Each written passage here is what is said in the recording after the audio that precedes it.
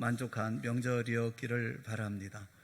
그런데 돌아보면서 성도로서 마땅한 명절을 보냈는지 자신을 한번 돌아보는 것도 필요할 것 같습니다. 하나님과 또 가족과 이웃 앞에 부끄럽지 않은 명절이었는지 자신을 돌아보는 것, 그건 꼭 있어야 될 일이라고 생각합니다.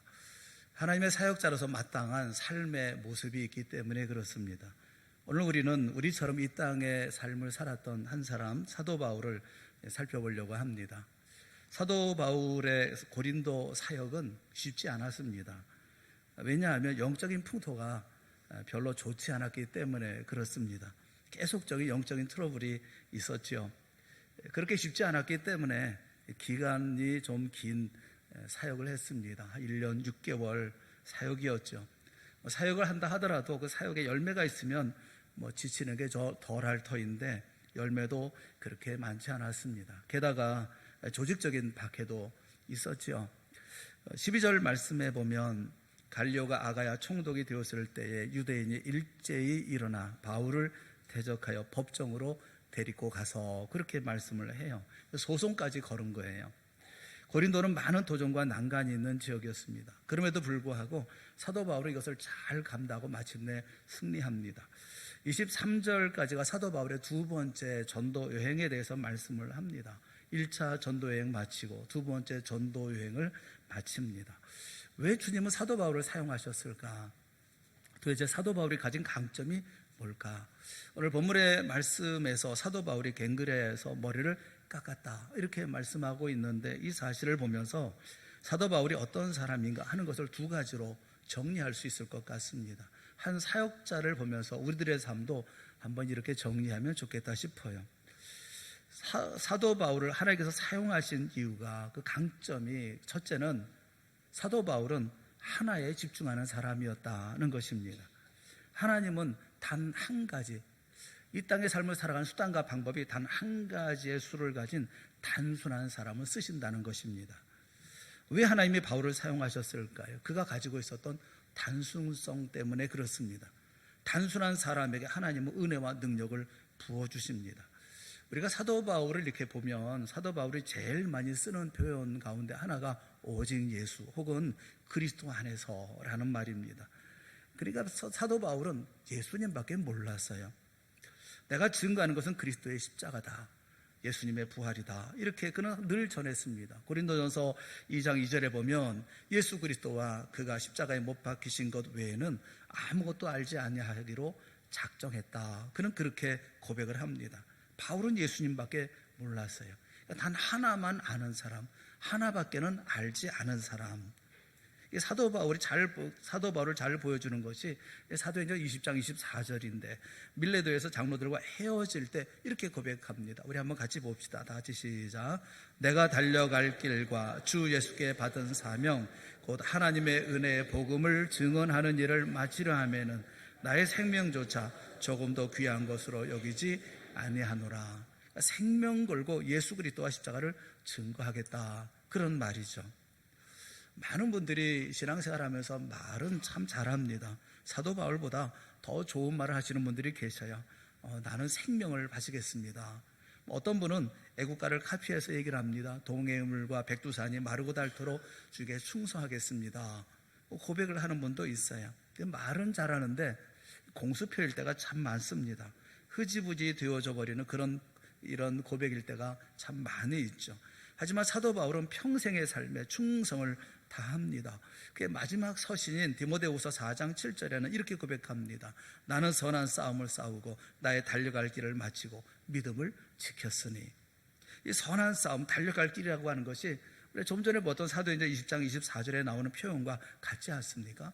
그 길을 마치고 그리고 믿음을 지켰다, 그는 그렇게 수레를 합니다. 바울은 단순하게 한 가지 목표, 예수 그리스도를 향해서 평생을 뛰었어요. 이렇게 단순한 인생이기에 주님이 사용하시는 거죠. 살다 보면 세상 사람들 참 머리 좋지요. 계략이 뛰어납니다. 아주 절묘해요. 직장 생활이나 또는 사회생활 하면서 보면 느껴지는 게 뭐냐면 사람들이 무지하게 머리를 쓰는구나, 그런 느낌을 가질 때가 있어요. 이렇게 머리를 잘 쓰는 분들이 있어요. 똑똑하고 이런 분들이 있습니다. 이런 분들을 가리켜서 뭐 천수의 사람, 만수의 사람 이런 얘기를 하죠.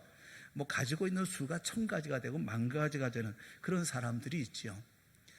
그 소설가 가운데 서머셋 모음이라는 분이 계십니다. 유명한 소설가지만 그러니까 무명 시절에 첫 소설을 써서 출판사에 맡기고 출간을 했습니다.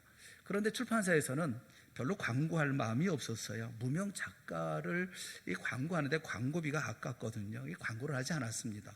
그러니까 무명 작가의 소설을 누가 알겠어요? 아무도 사가는 사람이 없었던 거죠. 그러니까 소설은 전혀 팔리지 않았고 그저 서점에 쌓여있을 뿐이었습니다. 근데 서머셋은 기발한 생각을 했어요. 신문사를 찾아가서 담당자에게 광고 카피를 주었습니다. 이렇게 광고를 내주세요. 광고의 내용은 이런 거예요. 마음씨 착하고 아름다운 여성을 찾습니다. 저는 스포츠와 음악을 좋아하고 성격이 온화한 청년입니다. 제가 장가를 가려고 하는데 제가 바라는 여성은 최근에 나온 서머셋 모음이 쓴 소설의 주인공 같은 여성입니다. 자신이 그 주인공과 같은 여성이라고 생각하면 언제든지 연락해 주십시오. 이렇게 광고를 냈더니 책이 일주일 만에 다 팔렸다고 그러는 거예요. 뭐 이런 이 사람들을 어떻게 이기겠어요? 뭐 1000가지 수를 가지고 있는 사람, 10,000가지 수를 가지고 있는 사람과 싸우려고 하면 뭐 얼마나 머리를 써야 되겠습니까? 뭐 대개 이런 사람들과는 수싸움에 절대로 이길 수가 없죠. 그런데 이런 사람들도 지는 경우가 있어요. 깨지는 경우가 있어요. 어떤 경우냐면 수가 하나밖에 없는 사람, 단 한 가지의 수를 가지고 살아가는 사람, 그런 사람들이 승리한다는 거예요. 우리 중에도 수가 많은 사람들이 있잖아요. 근데 그런 분들이 생각보다 그렇게 강하지 않습니다. 솔로몬을 보세요. 처음 하나님 앞에 나아갈 때 그는 한 가지만 가지고 나아갔어요. 1000번제를 드리면서 오직 하나님밖에 없습니다. 이렇게 했던 사람이에요. 그런데 시간이 흘러가면서 이 사람이 외교적 능력을 발휘하고 부인도 정략적으로 1000명이나 얻고 하지 않습니까? 이렇게 수많은 방법을 생각하고 그러면서 강할 것 같지만 시간이 가면 갈수록 우상 숭배하고 약한 사람이 되어지죠. 뭐 누군가 무슨 얘기만 해도 그냥 그 자리 그 모든 어떤 일이든지 간에 무슨 얘기든지 간에 그 모든 얘기에 약한 사람의 모습을 보이지 않습니까? 하지만 그의 아버지 다윗은 주만 바라볼지라 뭐 이렇게 단 한 가지의 수를 가지고 살았던 사람이에요. 그런 평생 강했던 사람인 거죠. 저는 뭐 당구라든가 골프라든가 뭐 볼링이라든가 이거 할 줄 잘 몰라요. 그리고 점수를 매기는 것도 어떻게 매기는지를 잘 모릅니다. 그런데 얘기를 들어보니까 책을 보니까 볼링은 참 복음적인 경기다 뭐 그런 내용을 보았어요. 이 볼링을 누가 만들었느냐 하면 종교개혁자 마틴 루터가 만들었다는 거예요. 성에 갇혀 있을 때 독일어로 성경을 번역하다가 하도 심심해서 이 게임을 만들었습니다. 10개의 핀을 만들어서 쓰러뜨리는 거죠. 그 세워져 있는 핀을 막이라고 생각하고 이 핀들을 다 무너뜨린다, 다 넘어뜨린다는 기분으로 공을 던지는 겁니다. 그러니까 여러분 혹여라도 볼링을 할 때는 복음적인 통쾌함을 가지고 하셔야 되는 거예요.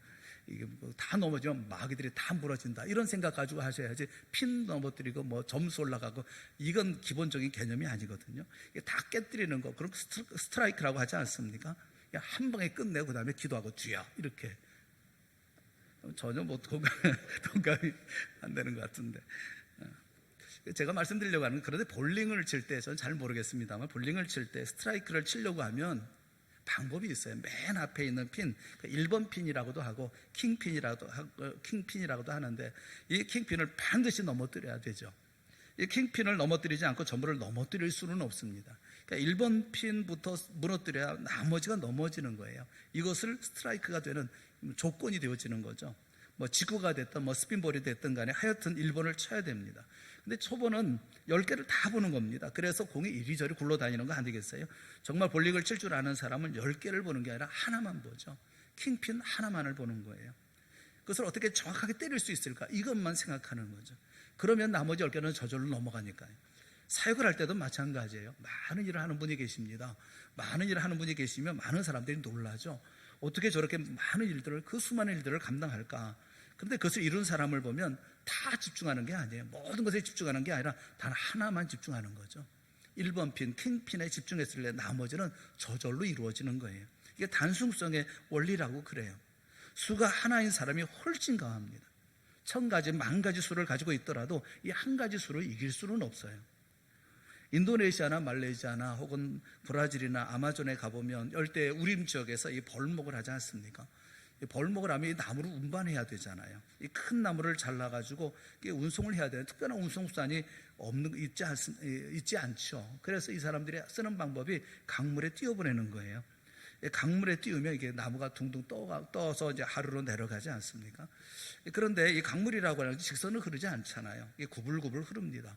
S자로 이렇게 흐르다 보면 커브가 이루어지는 그 지역에 이르면 그 벌목한 나무들이 다 엉켜서 다 이렇게 엉켜 있는 그런 경우가 생기고 또 나무들이 내려가지 못하는 그런 경우가 있다고 그래요. 그런 아주 경험이 많은 그 벌목공이 가서 수백 개 얽히고 설켜 있는 그런 나무 가운데 나무 하나를 잡아 빼면 그렇게 얽혀 있던 나무 것들이 다 흘러 풀려서 내려간다고 그래요. 그 하나의 나무, 그게 킹핀이죠. 나무를 빼어버리면 얽혀 있는 것이 다 풀려버리는 거예요. 힘으로 하는 게 아닙니다. 힘으로 수백 개를 다 들춰내고 풀어내고 하는 것이 아니에요. 하나 빼면 다 풀어지는 거예요. 하나가 중요한 거거든요. 교회에서 하나님의 일을 하는 것을 보면 하나님이 사용하시는 사람들의 특징이 있습니다. 생각보다 똑똑하지 않다는 거예요. 그것은 참 궁금한 일 아니겠어요? 머리 좋은 사람 많지 않아요. 하나님께서 저런 사람을 어떻게 사용하실까 싶은데도 하나님은 단순히 주님만 바라보는 사람을 사용하십니다. 그런 사람을 통해서 일을 하시는 것이기 때문에 그렇습니다.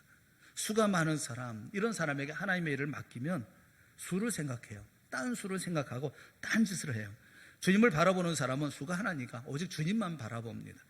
고린도서 4장 7절에 보면 심히 큰 능력이 누구에게 있습니까? 하나님께 있다. 그렇게 말씀하셔요. 심히 큰 능력은 하나님께 있는 거예요. 그 크신 능력을 하나님께서 하나님의 일을 하는 사람에게 주님이 부어주셔서 일이 이루어지는 거예요. 고린도서 1장 26절 말씀해 보면 형제들아 너희를 부르심을 보라. 너희를 살펴보라는 겁니다. 너희 자신들을 보라는 거예요. 육체를 따라 지혜로운 자가 많지 아니하며 지혜로운 자가 하나도 없다 그러면 섭섭할까 봐 완곡하게 표현합니다. 많지 아니하며 능한 자가 많지 아니하며 문벌 좋은 자가 많지 아니하도다. 문벌 좋은 사람이 어디 있습니까? 다 우리가 힘들게 산 사람들 아닙니까? 그런데 하나님께서 사용하신다는 겁니다. 왜냐하면 단순한 사람, 하나의 사람, 오직 한 가지만 생각하는 사람, 그런 사람을 사용하신다는 거예요. 사도 바울을 왜 사용하십니까? 단순한 사람이니까요. 하나만 아는 사람이니까요. 18절 말씀에 보면 바울이 일찍이 서원이 있었으므로 라고 말씀하고 있어요. 어떤 서원이겠어요? 오직 주님만 위해 살겠다는 서원 아니겠습니까? 사도 바울은 오직 주님만 바라보니까 주님은 그에게 은혜와 그 능력을 부어주시는 거죠. 이 고린도에서 사역할 때 보면 뜻하지 않게 하나님의 도우심이 있어요. 고린도가 속해 있는 지역이 아가야라는 지역입니다. 이곳에 새로운 총독이 왔습니다. 갈리오라는 총독이 왔습니다. 이 사람이 생각지도 않게 사도 바울을 돕습니다. 유대인이 와서 소송을 하고 잡아 넣으려고 하니까 14절 15절에 있는 말씀 우리 한번 같이 봅시다. 다 같이 시작. 바울이 입을 열고자 할 때에 유대인들에게 이르되 너희 유대인들아 만일 이것이 무슨 부정한 일이나 불량한 행동이었으면 내가 너희 말을 들어주는 것이 옳거니와 만일 문제가 언어와 명칭과 너희 법에 관한 것이면 너희가 스스로 처리하라. 나는 이러한 일에 재판장이 되기를 원하지 아니하노라 하고 나는 너희들 일에 간섭하지 않겠다는 거예요. 내 관할이라면 내가 하겠지만 그 외 일이라면 내가 관여하지 않겠다는 겁니다. 간접적으로 사도 바울을 도와주고 있습니다. 그래도 유대인들이 열을 받아서 긍절하게 저항을 하니까 어떤 일이 벌어집니까? 그 다음 16절 말씀해 보면 이렇게 말씀해요. 그들을 법정에서 쫓아내니 군사력을 동원해서 쫓아버립니다. 그런데도 끝까지 긍절하게 선동하고 있었던 사람이 회당장 소스데네예요. 그를 어떻게 합니까? 17절에 보면 그 소스데네에 대해서 이렇게 말씀을 해요. 모든 사람이 회당장 소스데네를 잡아 법정 앞에서 때리되 갈리오가 이 일을 상관하지 아니하니라. 신기하지 않습니까? 예수 믿는 사람이 박해받는 일은 많이 봐왔어요. 그런데 예수님을 박해하는 사람이, 예수님을 전하는 사람을 박해하는 사람이 이렇게 매를 맞는다는 거, 죽도록 맞았다고 하는 거, 처음 보는 거거든요. 사도 바울이 이것을 보면서 무슨 생각을 했겠습니까? 이상하다. 이게 특이한 경험이네. 맞는 건 내 전공인데. 사도 바울이 보잖아요. 맞는 걸 구경하고 있잖아요. 내가 맞아야 되는데 맞는 걸 구경하고 있어요. 오히려 소스데네가 얻어맞습니다. 주님의 특별한 도우심이 있죠. 우리도 생각지 않게 하나님의 도우심을 받을 때가 있습니다. 누가 도우십니까? 단수의 사람, 누구를 도우십니까? 단수의 사람을 도우셔요. 하나님만 바라볼 때 하나님은 그를 도우십니다. 우리 생각에 저렇게 단순한 사람이 무슨 일을 처리할 수가 있을까? 하지만 하나님만 바라보면 복잡한 문제도 하나님이 처리해 주실 때가 많아요. 하나님 바라보는 것이 그게 중요한 거예요. 여러분 인생 살면서 복잡하게 사지 마십시오. 주님 의지하고 나아갈 때 오히려 그 가운데 길이 열리고 승리가 있는 것 아닙니까? 이스라엘 백성들이 바벨론의 포로로 끌려갔습니다. 그들이 전략을 세우고 계획을 세우고 그래서 여러 가지 준비해가지고 돌아왔습니까? 그렇지 않아요. 하나님께서 파사왕 고레스의 마음을 변화시켜서 돌아오게 한 것이 아닙니까? 뜻밖의 하나님의 은혜인 것이죠. 그러나 우리 가운데 뜻밖의 하나님의 은혜가 아닌 게 또 어디 있어요? 하나님은 그렇게 우리를 인도하시거든요. 우리가 이 땅에서 해결하는 문제도 다 그렇습니다. 단순하게 주님을 바라볼 때 하나님의 능력 가운데 이끌어 주시는 거 아니겠어요? 여러분의 가정이나 우리 교회도 그래요. 사람이 힘으로 되는 것입니까? 필요할 때 필요한 은혜를 주시고 능력을 주시고 길을 열어주십니다. 그렇게 하나님이 해결해 주시지 않았습니까? 하나님의 도우심을 믿고 살아야 한다는 거예요. 하나님은 누구를 돕습니까? 단수의 사람, 한 가지만 생각하는 사람, 한 가지만 바라보는 사람. 그래서 마태복음 6장 33절에 보면 예수님께서 그렇게 말씀하셨잖아요. 그런즉 너희는 먼저 그의 나라와 그의 의를 구하라. 하나만 생각하라는 거예요. 먼저 이것만 생각하라는 거예요. 그리하면 이 모든 것을 너에게 더하시리라. 필요한 모든 것을 채워주신다. 하나님이 약속하고 계시지 않습니까? 하나님만 바라보는 단수의 사람이 되어서 하나님이 채워주시는 그런 은혜와 권능을 맛보는 믿음의 사람들이 다 될 수 있기를 주님의 이름으로 축원합니다. 우리가 복잡한 많은 문제가 있을 때 많은 것을 생각해서 다 어떻게 해결을 합니까? 하나만 생각하는, 하나만. 전도할 때에도 하나만 생각하는 거예요. 여러 가지 어려운 문제가 있어도 하나만 생각하는 거예요. 그 하나가 뭡니까? 예수 그리스도 주님만 생각하는 거예요. 믿는 사람은 주님을 생각하고 그렇게 살아가야 되는 거 아니겠어요? 그런 사람이 사도 바울이었고 그런 사도 바울이었기 때문에 하나님께서 그를 사용하셨다는 겁니다. 또 한 가지는 사도 바울은 약속을 지키는 사람이에요. 약속하고 약속을 지키는 사람이었다는 겁니다. 하나님은 약속을 지키는 사람을 사용하신다는 거예요. 하나님이 왜 바울을 쓰셨습니까? 약속의 사람이었기 때문에 그렇습니다. 18절의 말씀에 보면 머리 깎는 이야기가 나옵니다. 왜 성경은 이런 시시콜콜한 이야기까지 다 기록하고 있을까? 이렇게 생각할 수 있지만 성경에는 필요 없는 이야기를 쓰지 않습니다. 꼭 필요하니까 쓴 말씀이거든요. 사도 바울이 머리를 깎았다는 것은 이발했다는 얘기가 아니에요. 서원함으로 그 약속을 지키기 위해서 머리를 깎았다는 것입니다. 18절 말씀 우리 다시 한번 읽어보겠습니다. 다 같이 시작. 바울은 더 여러 날 머물다가 형제들을 작별하고 배 타고 수리아로 떠나갈새 브리스길라와 아굴라도 함께 하더라. 바울이 일찍이 서원이 있었으므로 갱그레아에서 머리를 깎았더라. 서원은 하나님께 하는 약속이거든요. 하나님께 약속하는 서원이 있었다는 거예요. 여기 서원은 나시린의 서원을 했던 것으로 우리가 알 수가 있습니다. 나시린은 머리를 한번 싹 깁니다. 그리고 그때도 머리를 쭉 기르는 거예요. 이것은 하나님께 이제부터 새로운 인생으로 난 태어나서 새로운 인생을 살겠습니다 라는 약속이거든요. 영화라든지 그림을 보면 예수님도 보면 어깨까지 머리카락이 다 내려와 있잖아요.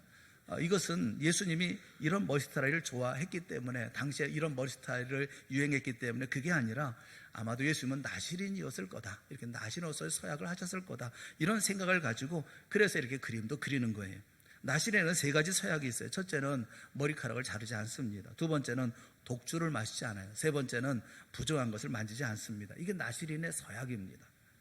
사도 바울의 나시린의 서약은 뭐겠어요? 주님께 평생을 바치겠습니다 라는 것이죠. 사도 바울은 약속합니다. 그리고 그 약속을 철저히 지키는 서원의 사람이었다는 거예요.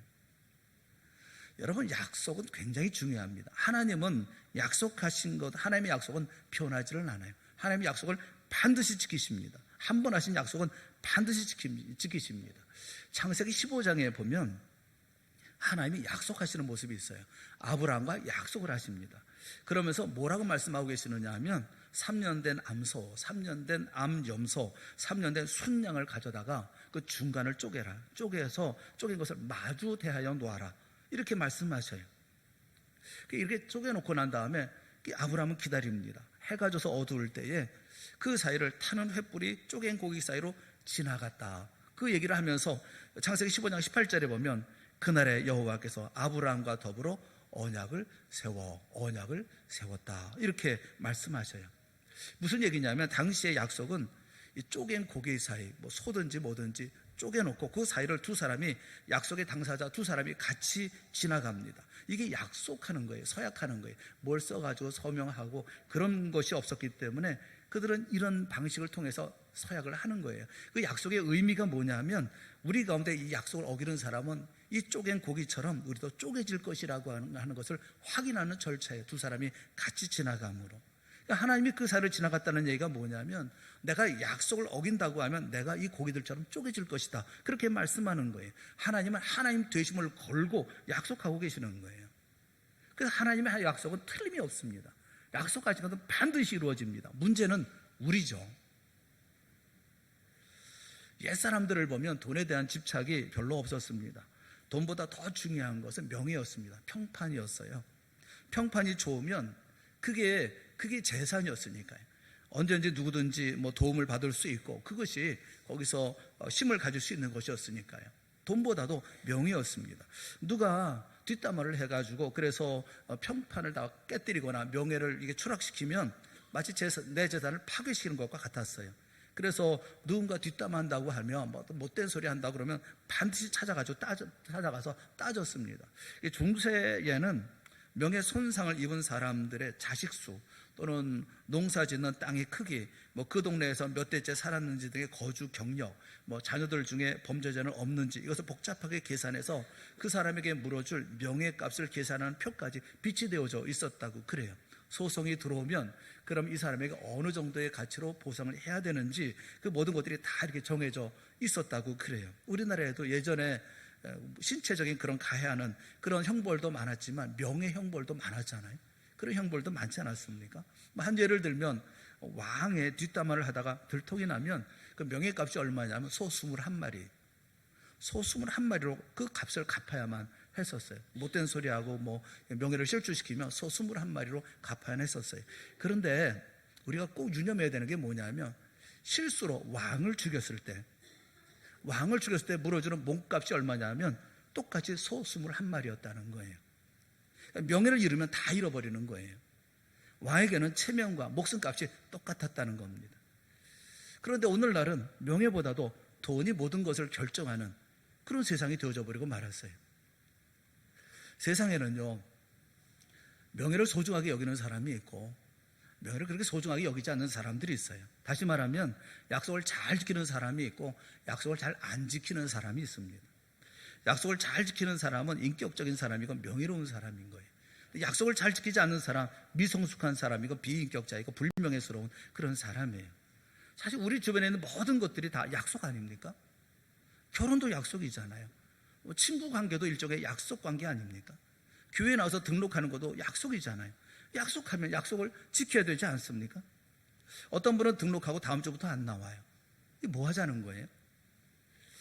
여러분 해피데이 선서하셨죠? 하셨어요? 안 하셨어요? 뭐 선서하시는지 기억나셔요? 그렇다니까 선서를 크게 써붙여야 될 것 같아요. 이 뒤에다 이렇게 선서를.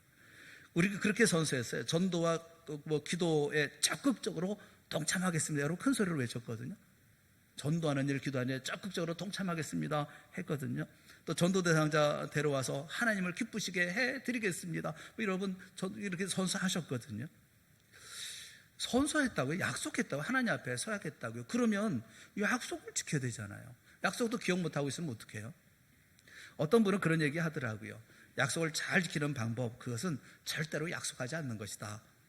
이건 말장난이라고 그럽니다. 그런 거는 이렇게 어떻게 약속을 안 하고 삶을 살 수가 있습니까? 모든 게 다 약속이잖아요.